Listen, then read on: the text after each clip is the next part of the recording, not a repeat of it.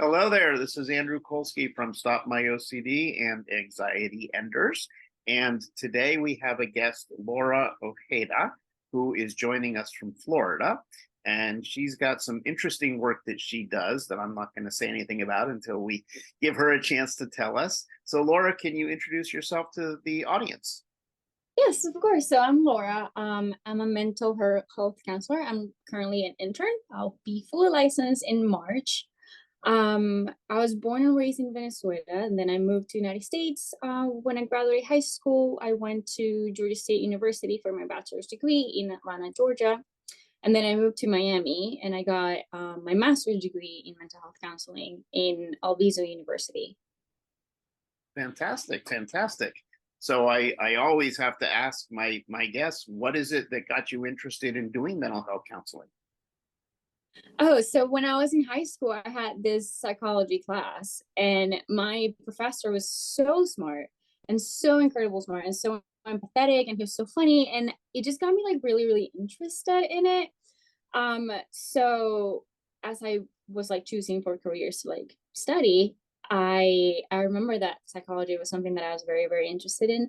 Um, so I decided to like go for it for my bachelor's, and I was like, you know what, like if I don't like it at the end of the day, I can always change my major. But I just completely fell in love with it. And also because so when I was a kid, I didn't really have a lot of like people to talk to about like my emotions.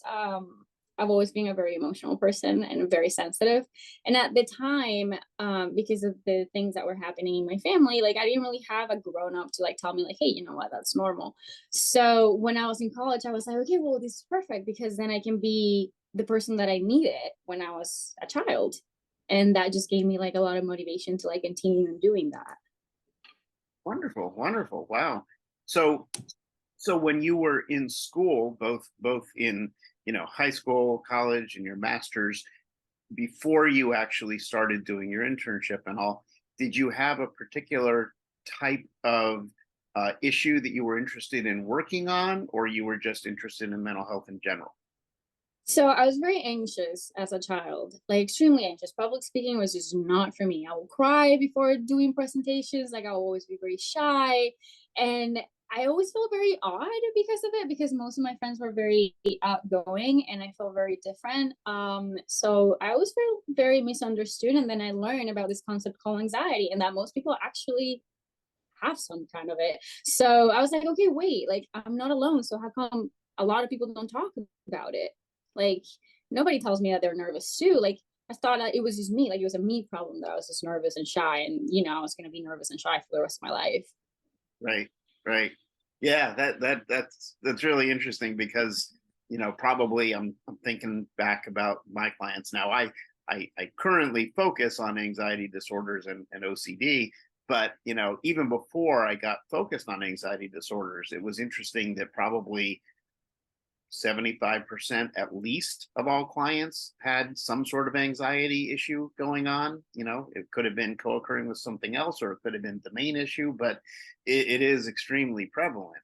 Um, so I'm really curious. A lot of times I'll talk with counselors who work with OCD specifically, and we talk about the fact that in school, when you're learning counseling, they don't really teach anything about OCD. I'm curious for you, did you learn anything in particular about anxiety, or did you just sort of have to figure it out once you got out of school into practice?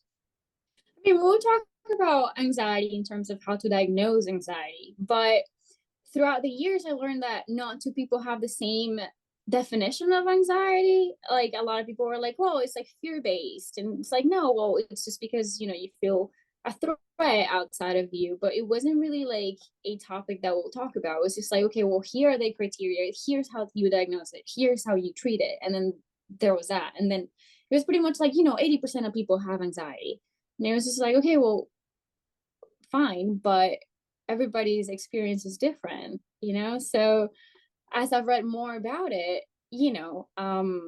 I feel like not two people have the same definition of anxiety. Like what can be anxiety for me might not be anxiety to you. And I feel like something that's not talked about because like, yeah, you can have like the regular symptoms, like, your hands get sweaty or you like start hyperventilating or feel your heart racing or whatever. But other people, might experience in a different way, and they don't really know that it is anxiety. Like, a lot of people feel like they're gonna vomit, or they just want to run away, or they get like super paralyzed, and they're like, okay, well, I don't know what's going on with me. Like, my heart's not racing. I just feel like I can't move. Right, right. Yeah, and you're right. There's so many different ways that anxiety expresses itself in individual, and you've got the issue of what is that person's background, because things in the past in their life affect them today, and there's a lot, to be learned, and that's part of the therapeutic process, I guess, is speaking with a client and learning about them and learning about their past and what might be going on currently in their life, and um, you know I chuckle because there's so many times that I'll be talking with a client who will say, yeah, I've been feeling really anxious lately, and I'll say, well, is there anything in particular going on that's different? Well, no, it's nothing that I can really think of. And then we get further in the conversation and they're like, well, I mean, I did lose my job last week, and then I'm getting ready for a divorce and all. And I'm like, and you didn't think that was relevant to the question of anxiety? Right. They never put it together. So, No, never. 'Cause I mean, a lot of people are not taught how to do that. right, right. So it is difficult. So you've had some unique experiences in the work that you've done already, and you were telling me before we started that you did some work for a while with foster kids. Is that right? Yes. So when I was in my master's program, I had to do an internship, and I chose to do it at a residential foster care program. Hmm. So basically, the people I would see there, it would be teenagers, typically older teenagers that were like too old to be adopted, or like at that point they've been through so many foster care facilities that nobody else wanted them because they were problematic, a lot of trauma, a lot of ODD. So I was there for a year, and then after I graduated, I started working there for a little bit, and it was honestly very eye opening. Like, a lot of people are like, okay, well, that sounds really hard, and I mean, yeah, it was, because a lot of the stories were heartbreaking. But at the same time, when you see them do well, like people that have gone through so much adversity in their life and they're so young, you feel very accomplished too. And you see, like, okay, well, if these people that, have gone through so much already can thrive and do well in life, then anybody can. Yeah, yeah. Wow. So when you were working with those particular clients, um, because their situation is so unique and challenging for them, like you said, they had a lot to overcome and a lot to work through. Did you learn anything about yourself by seeing what they had gone through? I mean, yeah, a lot. It was a lot about perspective. Like, I feel like sometimes because of the day to day, we get to like complain about little things. And then when I started working there, I was like, I am so lucky and I am so blessed that I feel like I shouldn't be complaining about absolutely anything. And, a lot of their issues were like reflected on me in the sense that they will also have issues that I would have at that age. Like, a lot of with like self-esteem, or, you know, parents issues and teacher problems and how to communicate, because I feel like, at least for me, like, nobody really taught me how to communicate effectively or how to like speak my emotions, and they didn't know either. So I was like, wait, like, I struggle with that too. So I could, even though they had such a different background, I could relate to them very, very well. Mhm. So the work that you did with those particular kids, was that group work? Was it individual work? Was it a combination? No, it was individual work. So they were required to have 3 hours of therapy per week. And I would see at the time about 8 clients per week. Hmm. So yeah, it was a lot of therapy. They will also do work, but it was more like life skills based. So this program had like life skills people that will teach them, how to like do your taxes and how to save money and how to apply for college. And that's when they will do a lot of the groups. But my work, it was just individual therapy. So I realize that as a therapist, you and I both, see things through that lens. But Mhm. I'm going to ask you sort of an objective question. If seeing these kids who you worked with, Going from when you first met them to working through therapy sessions and all, did you see them receive benefits to their life by participating in therapy? Oh, yeah. Um, it really depends because I feel like it depended on the willingness they had to like learn and take it in because yeah, like everybody was exposed to the same opportunities, but some of the kids were just not willing. They would be like, I don't want to talk about this, or I don't care, or I don't want to do this. I just have to do it because I have to. But then there were other kids that would actually take full use of those skills and they will be like, okay, well, how do I approach the situation? Or like, I'm feeling very sad because this happened to me and I don't know what to do with it and I want to better my life. A lot of them had a lot of goals. Like they were like, I'm in a bad situation right now and I've been in a bad situation for the last few years and I want to turn it around. I want to make something out of my life. I want to go to college. I want to get a job. And a lot of them would get jobs. Like they would go to school and then they will work in the afternoons or on the weekends. Mhm. And then there were like a few of the kids that will go into the military when they, were of age. And a lot of them also went to college because the thing is that here in Florida, you can you can be in foster care up to you're like 23, I think. So after they aged out of this like residential facility that was from like 7 until 18, they will move into like this other apartment complex that was super close to Broward College. So they will go to school and they will only have to pay a very small amount of money as long as they were either working or going to school. So the government did help them a lot. And a lot of them did take advantage of that. Mhm. That's great. Yeah, and education part, having access to that is so important, and it's wonderful that they're taking advantage of that. Wow. Yeah. But again, it's about willingness. A lot of them were just like, I don't want to. Like, I don't want to do that. I don't want to do therapy. I don't want to talk about what makes me uncomfortable. And I don't want to talk about what makes me sad or what makes me angry. So it really depended on the kind of client. Right. Right. Well, you can't force somebody to talk about something they don't want to talk about. So, Yeah. but now today, tell us the type of work that you're doing today. So today I'm in a group practice. And I see a lot of clients. So I mainly see adolescents and young adults. I do have a few older clients, but that's not the main group of people that I see.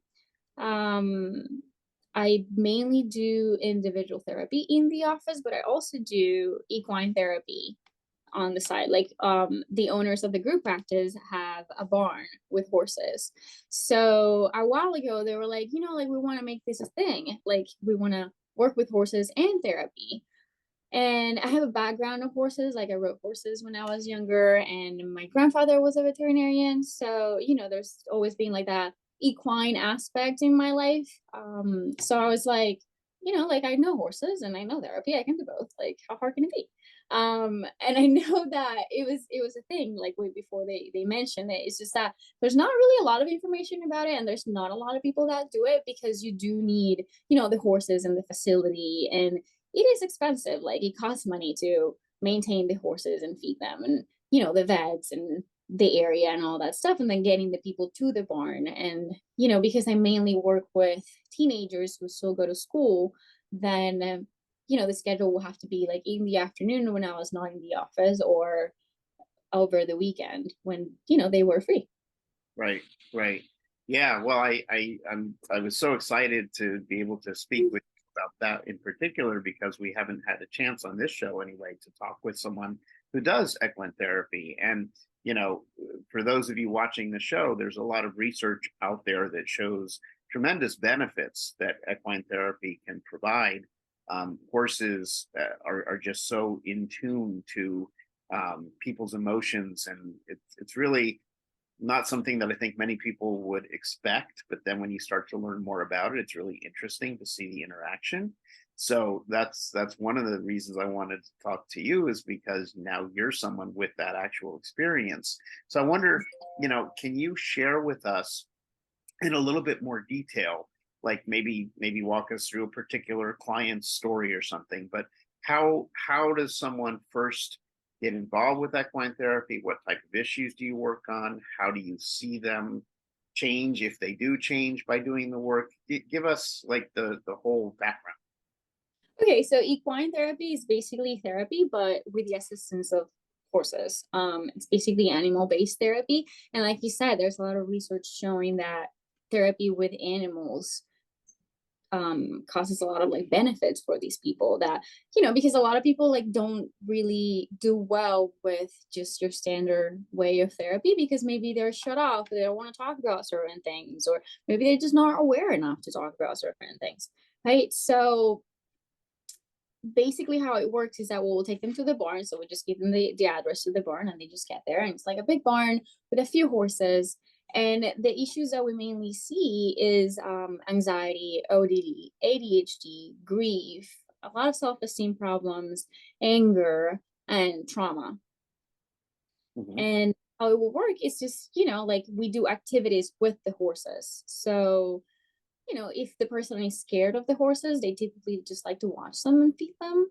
If they're a little bit more confident, then they will ride them or pet them and brush their hair or bathe them and shower them, all these things. And, it gives them a sense of empowerment when they are able to handle the horse, because horses, even though they're very noble, they're also very big and they can be a little scary, and they're very, very strong.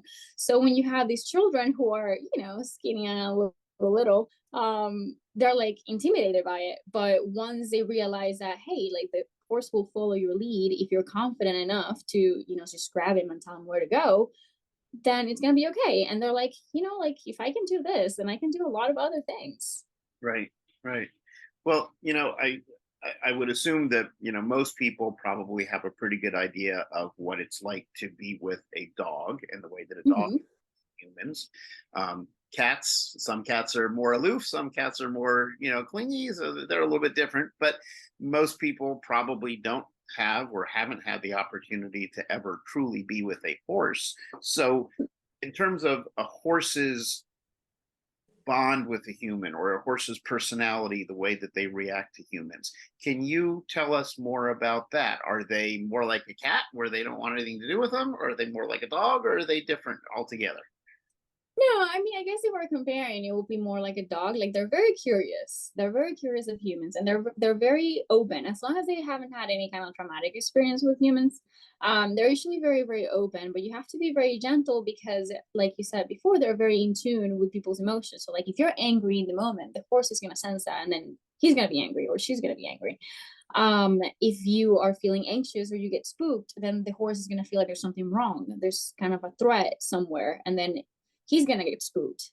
So people have to be very aware, and they have to be very gentle because they do get scared easily, of how to pet them. Like always make sure that they can see your hand, because if you pat them in a part of their body that they can really see you and it's unexpectedly, they're going to get spooked. So people have to be very aware of the fact that they're very sensitive, and you have to be very gentle with them. Hmm. But Hmm. they're very friendly and they're playful and very noble. Like they will just work so hard, and they're super loving. They're very loving animals. Yeah, yeah. I've had my own decent amount of experience with horses, riding horses, and spending time with horses. Mhm. I had to learn that as well, that they are very, what can I say? They're very receptive to the human's emotions and the way that you're acting and reacting. And Mhm. surprised when I first learned that, but then once you learn it, it's kind of like, wow, okay, I get it. Um, Yeah. so do you have like maybe a particular client or something that you worked with equine therapy that you can kind of walk us through, like what was this client like before, and then what type of work did you do and what was the outcome? Yes, of course. So a while ago, I had this 12-year-old girl, and she came from a background of substance use and a lot of violence at home. Her dad was a drug addict, and she grew up around this environment. At this time, her parents were divorced, so they were no longer together. And dad went from like rehab facility to rehab facility to rehab facility, so he wasn't really involved in the life of the client at this moment. They will like talk from time to time, but it wasn't really like very consistent. Sometimes he will be in her life for like a couple months and then he will completely disappear and then she didn't know if he was dead or if he was alive, you know. So that caused a lot of like uncertainty, a lot of feelings of shame and guilt because she felt like there was something wrong with her. She was so little at the time that she was like, okay, well, maybe it's something that I did that my dad doesn't really want to like spend time with me or he doesn't want to call me. And she didn't really have like this understanding on how drug use works and addiction works, right? So when I started seeing her, she was very depressed. She was very angry. She was cutting. She was suicidal. She will have like these temper tantrums and anger outbursts just with anybody, like family members, peers, friends, like anybody. Like you know, her family will like make a remark and she will just like blow up into an argument. And she was just very, very angry. So I was seeing her in the office once a week and we decided to like start doing the equine therapy because she loves animals and she's super excited. So we go to the barn and at first she was a little concerned, I guess, because horses are very big and she was little at the time. So she was like, okay, well, like I've never handled a horse before and I don't know how they work, but she was super, super happy. And because horses are so aware of humans' emotions, she had to learn how to be aware of her own emotions so that she could learn how to act around them. um so we worked on a lot of mindfulness, a lot of, you know, like bathing a horse. If you guys ever have the opportunity of doing it, it's very relaxing. Just like they stay very still, they love to be bathed, and to be pet and just handled. And you know, like she will like do meditations while she was like washing the horse and brushing the hair and putting the conditioner on and all these things, so she learned how to be present in the moment with her emotions. um with that, she also learned a lot of confidence of like I was saying before, like if I can't handle this horse and this horse is gonna do whatever I say for him to do, then I can handle pretty much anything. um what else? She also learned how to be expressive of her own emotions in a way, like, okay, well, I'm feeling some kind of way. Why am I feeling some kind of way? Like, is it because my family member said something to me that triggered me, or is it because something else that maybe I'm not addressing? So after a while, she was like a completely different person in terms of confidence, and she learned also how to navigate her emotions in the sense of other people's actions, like, okay, well, your actions are a reflection of you and my actions are a reflection of me. So, you know, if you treat me in a bad way, then that doesn't mean that there's something wrong with me, Hmm. right? So she learned how to let go a lot of the anger and resentment she had about her dad's situation and be like, okay, well, he's an addict, but that doesn't mean that I did anything wrong or I caused that. And nowadays they have a really good relationship. He got sober and, you know, he's in the client's life. So they see each other all the time. She's very, like, she's forgave him in a lot of ways. And she's also forgave herself for all this resentment she had towards him without really understanding, you know, what was going on. Like she was just angry with everybody, and she also had to like forgive herself for a lot of the things that she did when she was angry towards her family member, because she did, you know, when she was angry, she will say these things or do these things that she didn't really mean just because she was hurt. Right. So at the end of the therapy, you know, she gained confidence, self-esteem. She was very aware. And even though, you know, she will have like 12-year-old kind of problems, she was very mature and she was very aware of, you know, like your actions are a reflection of who you are. And that has absolutely nothing to do with me. Hmm. Wow. Wow.